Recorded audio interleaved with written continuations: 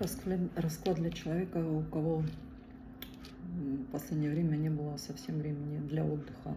Но больше пугает тот факт, что провалы ужасно вас измотали.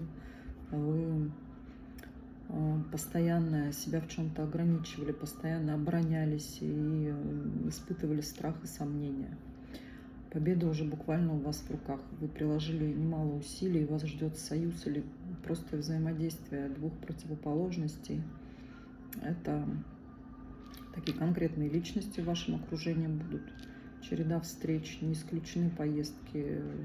Вместе с внешними переменами в вашу жизнь нагрянут новые ценности. Избавление от вредных привычек, ненужных и лишних привязанностей.